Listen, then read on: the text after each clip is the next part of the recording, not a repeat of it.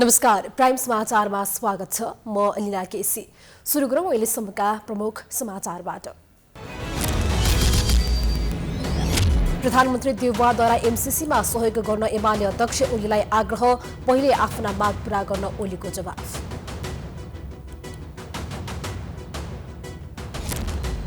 माओवादी र नेकपा यसले सरकार छाड्ने तयारी गरेपछि मन्त्रीहरू निराश, महत्त्वपूर्ण फाइल सचिवकै टेबलमा रोकिए।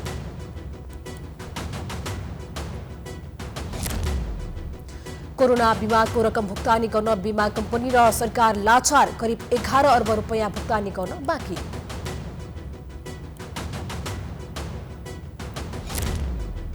युक्रेनमा हस्तक्षेप गरेर रुसले अन्तर्राष्ट्रिय कानूनको उल्लङ्घन गरेको अमेरिकी राष्ट्रपति बाइडेनको आरोप, रुस सजायको भागीदार भएको स्पष्ट।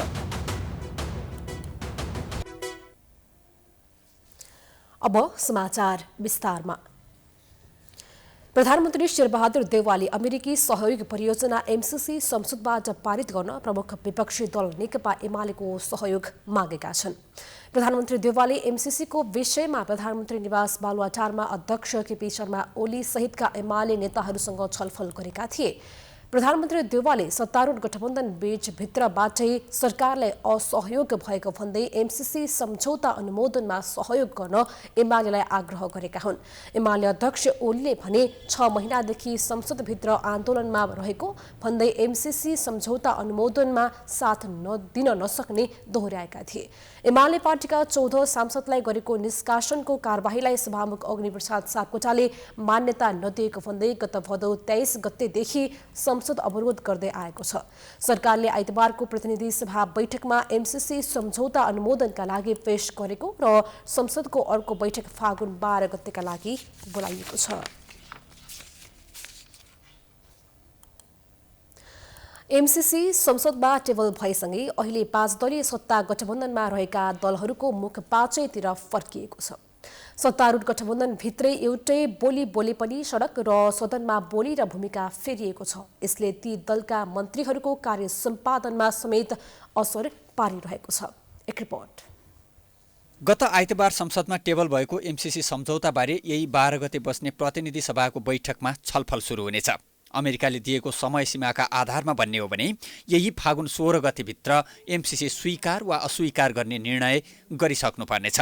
यसले गर्दा सत्तारूढ मात्र नभएर प्रतिपक्षी दल समेत एमसीसीका कारण दबावमा परेका छन्, जसले गर्दा आफ्नो कुरा मनाउन दलहरू डर धम्कीदेखि कुर्कीसम्मलाई हतियार बनाइरहेका छन्। सत्ता साझेदार नेकपा माओवादी केन्द्र र नेकपा एकीकृत समाजवादीले त संसदमा छलफलपछि एमसीसी विरुद्ध मतदान गरेर सरकार छाड्ने धम्की समेत दिइसकेको छ। यस्तो अवस्थामा ती दलका बहालवाला मन्त्रीहरूले सहज रूपमा काम गर्ने वातावरण समेत पाउन छाडेका छन्। तर माओवादी केन्द्रबाट मन्त्री बनेकाहरू यो कुरा स्वीकार्न तयार छैनन्। युवा तथा खेलकुद मन्त्री महेश्वरराज गहतराज पार्टीले फिर्ता बोलाउने निर्णय नगरेको हुँदा काममा कुनै असर नपरेको दावी गर्छन्। साथै उनी एमसीसी र गठबन्धन जोगाउने विषयमा सहमति जुट्ने सम्भावना अझै रहेको बताउँछन्। एमसीसीमा संकल्प प्रस्ताव मार्फत विकास परियोजना बाहेकका सैन्य रणनीति र देशको अहितमा रहेका प्रावधान हटाएर सहमति जुटाउन सकिने सम्भावना जीवितै रहेको धारणा पनि उनको छ। आर्थिक अनुदानका कुराहरू मात्रै हामीले एक्सेप्ट स्वीकार गर्ने, विकासका परियोजना मात्रै स्वीकार गर्ने, त्योसँग रहेका जति पनि कुराहरू छन् अलिकति पक्षधरता र रणनैतिक साझेदारीका कुराहरूमा हामीले त्यसलाई अस्वीकार गरेर त्यसलाई हामी जान सक्छौँ। त्यसलाई एमसीसीको अनुसूचीमा समावेश गर्ने आधार पनि पैदा हुन सक्छ। त्यतातिर पनि दलहरूको मलाई लाग्छ शीर्ष नेताहरूको तहमा छलफल चलिराखेको होला, चल्नु पनि पर्छ। त्यस्तै भूमि व्यवस्था, सहकारी तथा गरिबी निवारण मन्त्री शशि श्रेष्ठ पनि मन्त्री गहतराजको विचारसँग सहमत छिन्। अहिलेको गठबन्धन एमसीसीका लागि नभएर संविधान र लोकतान्त्रिक प्रणाली जोगाउनका लागि बनेकाले कुनै अमुक सम्झौताका कारण नटुट्ने दाबी उनको छ।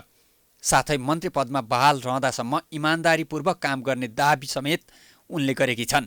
त्यसले गर्दा आफ्नो काममा कुनै असर नपरेको उनी बताउँछिन्। सरकार त अब जुन जगमा बनेको सरकार हो त्यो कसरी ढल्ने कुरा हुन्छ र? फिर्ता बोलाउँछौँ भन्नुभएको नि नारायणले पनि। अब त्यो त त्यही बेलामा कुरा गर्ने विषय भयो, अहिले कुरा गर्ने विषय भयो। मन्त्रीहरूका दाबी आफ्नो ठाउँमा छन्, तर वास्तविकता अर्कै छ। उनीहरूलाई देख्दा लाग्छ हिजोसम्म फुर्तीफार्ती गर्ने मन्त्रीहरूको आत्मविश्वासमा समेत कमी आएको छ। अहिले सरकारी कर्मचारीले समेत उनीहरूलाई 2 दिनको पाहुनाको जस्तो व्यवहार गर्न थालेका छन्। असहयोगको क्रम सुरु भएको छ। नेपालले मिलेनियम च्यालेन्ज कर्पोरेसनसँग अनुदान माग गरेदेखि एमसीसी कम्प्याक्ट प्रतिनिधि सभामा टेबल हुँदासम्म नेपालका प्रायजसो सबै शीर्ष नेता सरकारको नेतृत्वमा पुगेका छन्।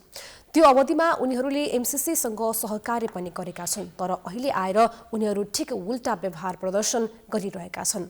एक रिपोर्ट। प्रधानमन्त्रीको 5औं कार्यकालमा अमेरिकी सहयोग परियोजना एमसीसी कम्प्याक्टमा हस्ताक्षर गरेका शेरबहादुर देउवा र उनको पार्टी नेपाली कांग्रेस बाहेक नेपालका अन्य सबै दलले यो सम्झौतालाई आफू अनुकूल परिस्थिति अनुसार परिभाषित गरिरहेका छन्। नेकपा माओवादी केन्द्रको सहयोगमा 5 वर्षअघि देउवा नै प्रधानमन्त्री हुँदा तत्कालीन अर्थमन्त्री ज्ञानेन्द्र बहादुर कार्कीले यो सम्झौतामा हस्ताक्षर गरेका थिए। त्यसअघि माओवादी केन्द्रका अध्यक्ष पुष्पकमल दाहाल प्रचण्ड प्रधानमन्त्री हुँदा एमसीसीको लागि द्विपक्षीय वार्ता टोली गठन गरिएको थियो। 2068 सालमा नेपाल एमसीसीको थ्रेस होल्ड कार्यक्रममा छनौट भए यता माओवादी केन्द्र, कांग्रेस, एमाले सबैले सरकारको नेतृत्व गरिसकेका छन्। त्यसबेला एमसीसी भित्र्याउन अथक प्रयास गरेका नेताहरू अहिले राजनीतिक फाइदाका लागि यसलाई अस्वीकार गर्ने रणनीतिमा छन्। यसले नेपालको नेताहरूमा बोली र नैतिकतामा कुन हदसम्मको खडेरी लागेको छ भन्ने प्रश्न हुन्छ। नेताहरू आफ्नो बोलीमा प्रतिबद्ध र जनताप्रति जिम्मेवार नहुँदा उनीहरूमा नैतिकताको खडेरी देखिएको पूर्व प्रशासक उमेश मैनाली बताउँछन्। यस्ता कारणले भविष्यमा यस्ता नेताहरूले टाउको लुकाउने ठाउँ समेत नपाउने दाबी उनको छ। राजनीतिहरूमा वचनका पक्का व्यक्तिहरू आफ्नो प्रोमिस हामी कास्ट आइरन भन्छ उहाँ राजनीतिमा आफूले भनेको उसमा चाहिँ यति दृढ कि त्यो चिज पुरा गर्ने त्यस्ता खालका नेताहरू नभइकन हामी ग्लिप टकर भन्छौँ बरु हलुका कुरा बोल्ने अनि एउटा आफूले बोलेको कुरा फेरि भोलि फेर्ने अथवा जनतालाई भ्रममा राख्न खोज्ने गलत सूचनाहरू हैन मिसइन्फर्मेसन र डिसइन्फर्मेसन दिने यस्ता कामहरू भएको देखिन्छ। तत्कालीन प्रधानमन्त्री केपी शर्मा ओलीको सरकारले एमसीसी सम्झौता पारित गर्नका लागि प्रतिनिधि सभामा दर्ता गराएको थियो। सरकारले अहिले त्यही प्रस्तावलाई हुबहु संसदमा टेबल गरेको छ।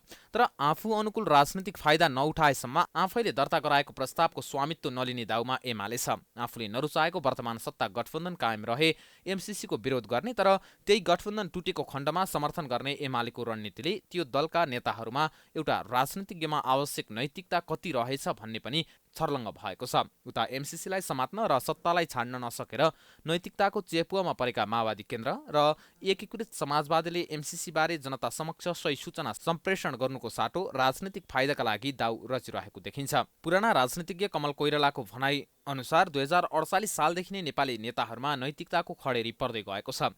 नेताहरूको बानी थाहा पाउँदा समेत उनीहरूलाई नै काँध थाप्ने जनताको कारण उनीहरू झनै उत्साहित बन्दै गएको समेत उनी बताउँछन्। प्रधानमन्त्री जुन देशको बिकाउ हुन्छ बिक्छ, जुन देशको मन्त्रीहरू त झन् प्रधानमन्त्रीले हराएको यो फाइल सदर गर्दै भन्दा त्यसलाई सदर गर्नेहरू हुन्छ।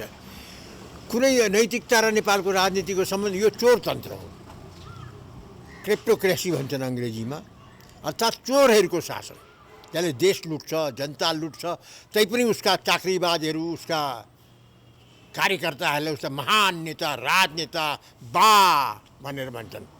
यो हालत छ हामीहरूको मुलुकको। सत्ता गठबन्धनमा रहेर एमसीसीलाई संसदमा टेबल गराउन सहमति जनाउने तर विरुद्धमा मतदान गर्ने निर्णय गरेको माओवादी केन्द्र र एकीकृत समाजवादी समेत नैतिकताको कसीमा कमजोर देखिएका छन्। त्यसमाथि राजनैतिक भविष्यको खोजीमा सरकार समेत छाड्न नसकेका माओवादी केन्द्र र एकीकृत समाजवादीको रवैयाले अनि आफू अनुकूल वातावरण भने जे गर्न पनि तयार एमालेको नीतिले राजनीति सिधा नभएर वक्र रेखामा चल्छ भन्ने पनि प्रश्न भएको छ। अनि उनीहरूले गरिरहेको राजनीतिमा नैतिकताको कुनै अर्थ छैन भन्ने पनि बुझ्नै पर्छ। समाचारको सिलसिला जारी छ, हामी विश्रामपछि आउँछौं। बाँकी समाचारको साथ बाँकी समाचार। कोभिड महामारीको पहिलो लहरमा नै कोरोनाका बिरामीलाई बिमाको दायरामा ल्याएर 1 लाख रुपैयाँ दिने पहल बिमा कम्पनीहरूले नै गरेका थिए। त्यसमा सरकारले पनि सहयोग गर्ने वचन दिएको थियो, तर अहिले कबुल गरे बमोजिम बिमा दिन रोकिएको छ। एक रिपोर्ट।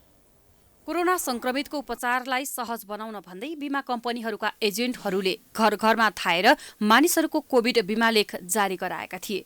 कोरोना महामारीको सुरुवाती चरणमा संक्रमित बनेकाहरूले दाबी भुक्तानी पनि सहजै पाए। तर संक्रमणले महामारीको रूप लिन थाल्यो तब बीमा कम्पनीहरू टाट पल्टिने डरले सरकारको शरणमा पुगे। नाफा मात्रै कमाउने उद्देश्यमा रहने निजी बीमा कम्पनीहरूलाई जोगाउन सरकारले सहयोग गर्ने बाचा पनि दियो।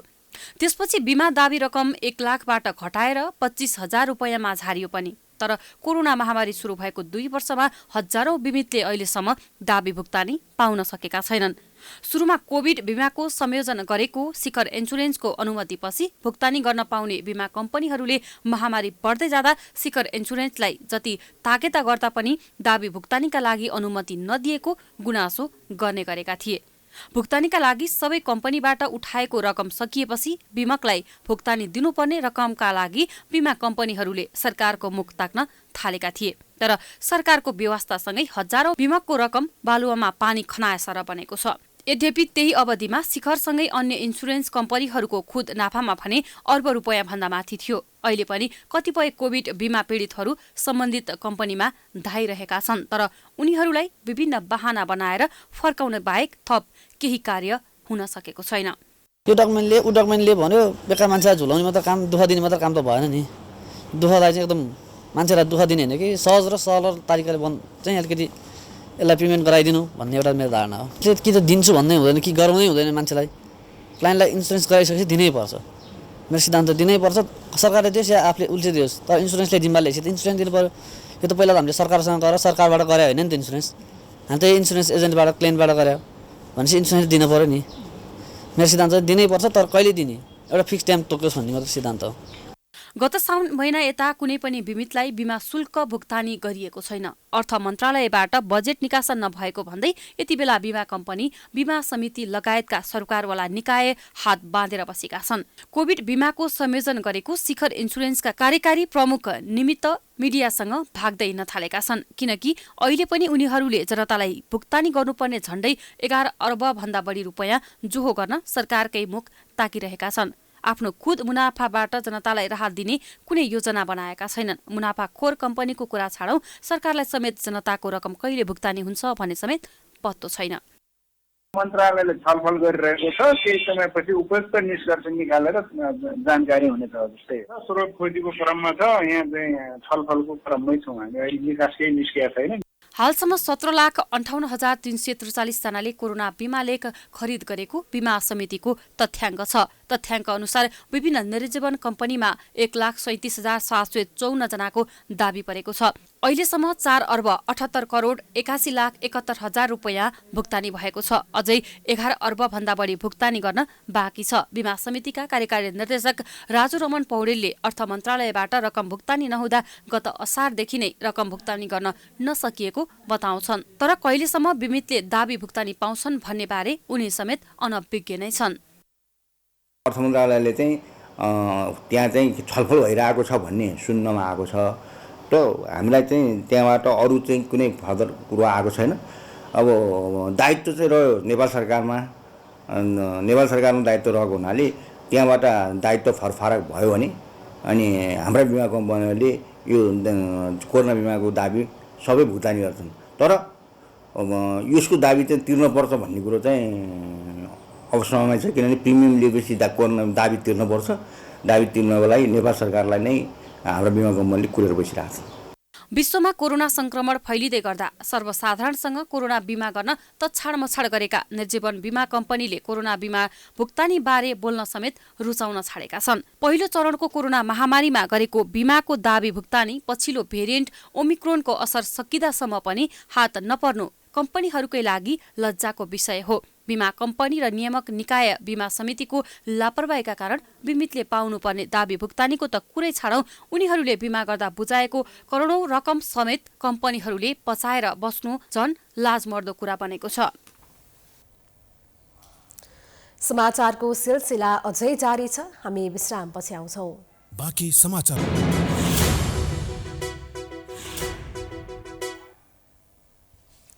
विश्रामपछि पुनः स्वागत छ। अब अन्तर्राष्ट्रिय समाचार।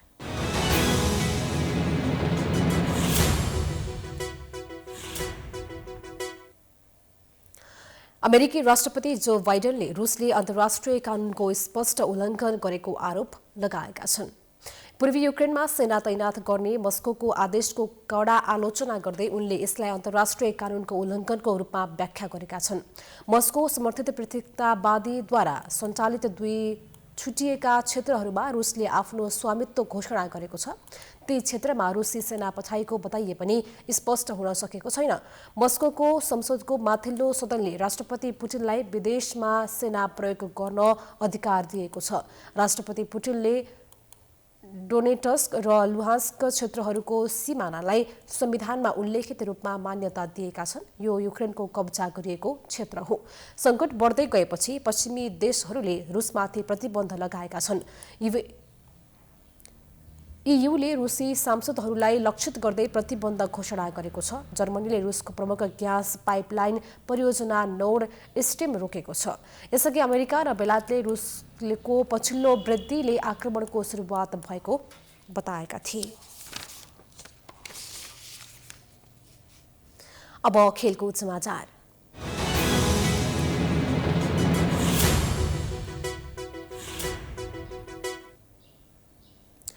च्याम्पियन्स लिगमा चेल्सीले लिलेमाथि सहज जित निकाले। माओवादी र नेकपा यसले सरकार छाड्ने तयारी गरेपछि मन्त्रीहरू निराश। महत्त्वपूर्ण फाइल सचिवकै टेबलमा रोकिए।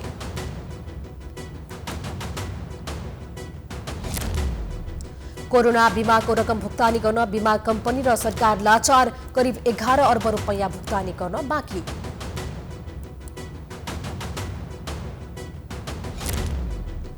युक्रेनमा हस्तक्षेप गरेर रुसले अन्तर्राष्ट्रिय कानूनको उल्लङ्घन गरेको अमेरिकी राष्ट्रपति बाइडेनको आरोप। रुस सजायको भागीदार भएको स्पष्ट।